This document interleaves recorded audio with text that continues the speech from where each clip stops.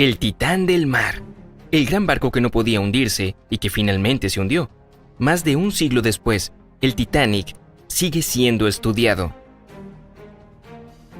Solo un tercio de los pasajeros sobrevivieron, mientras que más de 1.500 perdieron la vida. Pero de ese total, solo se recuperaron 340 cuerpos. Entonces la duda permanece. ¿Qué ocurrió con los 1.160 restantes? Hablaré de eso en un momento, pero primero un reparo rápido.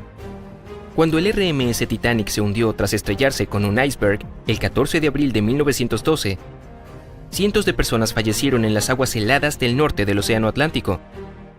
Una de las razones principales por las que todas estas personas debieron quedarse allí esperando un rescate en aguas de menos 2 grados centígrados, una temperatura que se cobraría muchísimas vidas antes de que llegara la ayuda, fue que el Titanic no contaba con suficientes botes salvavidas para todos los pasajeros. Solo había 20 y se necesitaban 60 para transportar a todos a salvo. El número limitado de botes se debió a las quejas de que la cubierta se veía demasiado desordenada con todos ellos en el barco. Peor aún, los primeros botes salvavidas utilizados después de la colisión no estaban llenos ni siquiera hasta la mitad, lo que pudo haber salvado muchas más vidas. Quizás estas pobres almas habrían sido rescatadas de las aguas heladas mucho antes si los barcos que pasaron cerca del lugar del choque del Titanic hubieran visto las bengalas y las otras señales de ayuda enviadas. Pero muchos no lo hicieron, a causa de un fenómeno conocido como refracción de la luz.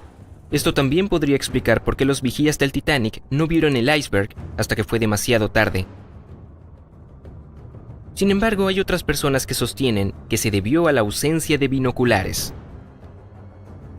Estas personas no tenían la llave para ingresar el gabinete en el que se almacenaban todos los binoculares, ya que el único sujeto que la tenía, el oficial segundo David Blair, había sido reemplazado a último momento y había olvidado entregarla.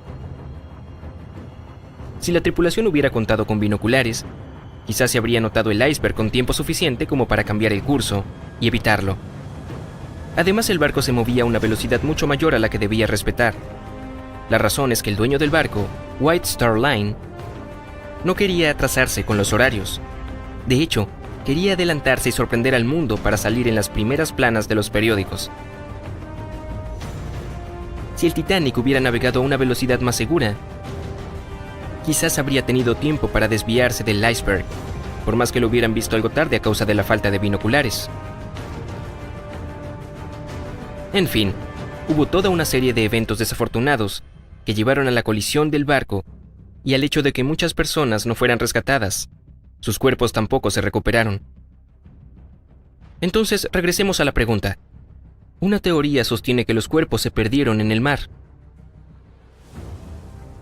Unas horas después del hundimiento del Titanic, una tormenta enorme azotó el océano. Las corrientes y los vientos pudieron haber arrastrado muchos cuerpos hasta 80 kilómetros del sitio del choque.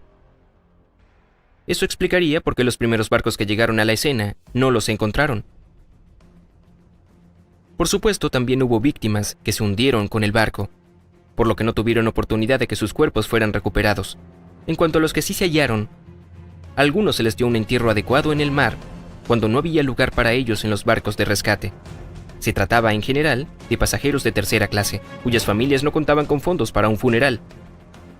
Otros fueron transportados a Halifax, Canadá, para ser enterrados junto a sus seres queridos. Pero existen tumbas de víctimas sin identificar, a las que también se le dio un entierro en un cementerio.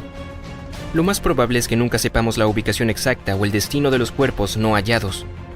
Así que solo podemos confiar en las teorías de los que han estudiado el Titanic todo este tiempo para develar este trágico misterio. Cientos y cientos perdieron la vida a causa de esta horrible catástrofe evitable. Pero hay unos cuantos que salieron con vida e hicieron todo lo que pudieron para ayudar a los demás.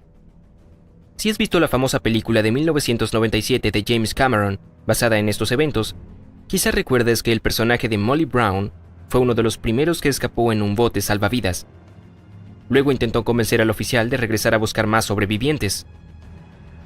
Bueno, de hecho, Molly Brown fue una persona real y hay registros de que realmente hizo esto.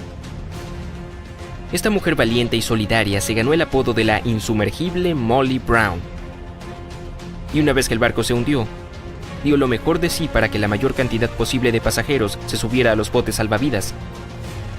Pero el trabajo de la filántropa no terminó ahí.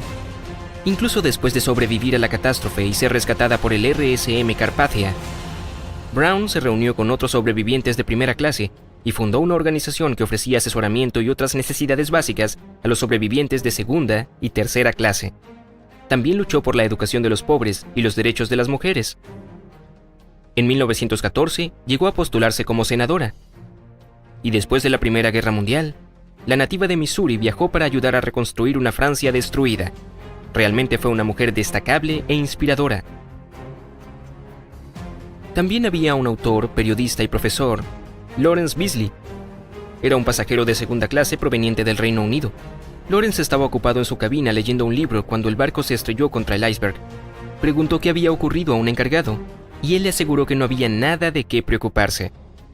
Afortunadamente, Beasley decidió subir a la cubierta A, y como no había mujeres ni niños cerca, le dijeron que saltara al bote número 13, justo antes de que fuera lanzado. Más tarde, escribió un libro que le trajo mucho éxito llamado La pérdida del RMS Titanic. Allí, Beasley habla de su experiencia en gran detalle. Otra sobreviviente fue Violet Constance Jessop, una camarera del barco. Jessop no había planeado trabajar en el Titanic, hasta que una amiga la convenció de postularse para el puesto. Ella estaba en la cabina, casi dormida en su litera, cuando el barco se estrelló contra el iceberg. Se le ordenó de inmediato que fuera y ayudara en cubierta. Luego se la envió al bote número 16, junto con un bebé que debía cuidar. Tras 8 horas en medio del océano, otro barco salvó a los pasajeros de ese bote, y el bebé se reunió con su madre. Las habilidades de supervivencia de Jessop resultaron útiles una vez más a bordo del HMHS Britannic, que se hundió 4 años después, en 1916. Irónicamente, esta era una nave hermana del Titanic, y también era propiedad de White Star Line. Dorothy Gibson, una hermosa estadounidense que era cantante, modelo y actriz de películas mudas, también fue una sobreviviente del Titanic. Era una de las personas más ricas y famosas en el barco. Estaba jugando al bridge en el salón con sus amigos, cuando la colisión tuvo lugar. Ella y 2 de sus amigos escaparon en el bote salvavidas 7, el primero en ser lanzado. Cuando llegó a Nueva York más tarde, su representante la convenció para que apareciera en una película basada en el hundimiento del Titanic. En el film, llevaba la misma ropa que había usado la noche de la tragedia.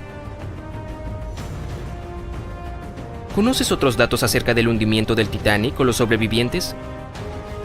Cuéntale a todos en los comentarios. Si aprendiste algo nuevo de este video, asegúrate de dejar un me gusta, compartirlo con tus amigos y hacer clic en el botón de suscripción para quedarte en el lado genial de la vida.